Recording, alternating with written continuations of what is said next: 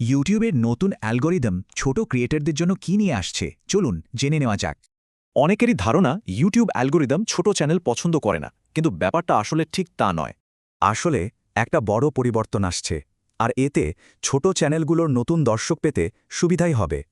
প্রত্যেকটা নতুন ভিডিওকে একটা টেস্টের মধ্যে দিয়ে যেতে হয়, আর এটাই ভিডিওর ভাগ্য ঠিক করে দেয়।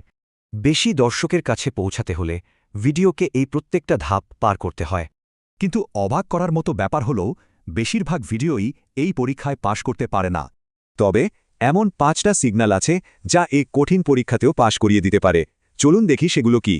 এর মানে হল ইউটিউব বড় ক্রিয়েটরদের ভিডিওর পরেই আপনার ভিডিওটা সাজেস্ট করবে।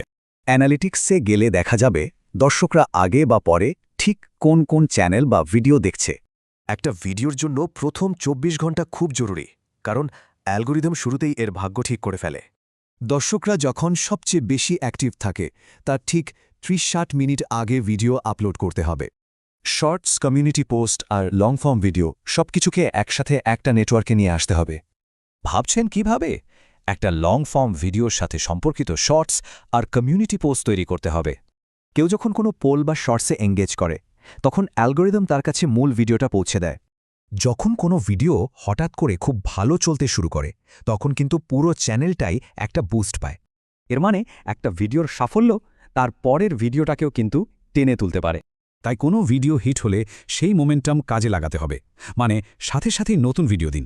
আর শেষ সিগন্যাল হল টপিক্যাল অথরিটি, মানে একটা নির্দিষ্ট বিষয়ে নিজেকে এক্সপার্ট প্রমাণ করা। ভাবুন, একটা চ্যানেলে সব ধরনের ভিডিও, অ্যালগোরিদম বিভ্রান্ত হয়ে যায়। তাই ফোকাস থাকা জরুরি। একটা মূল টপিকের ওপর যত বেশি ভিডিও বানানো যায়, চ্যানেলের অথরিটি ততই বাড়বে।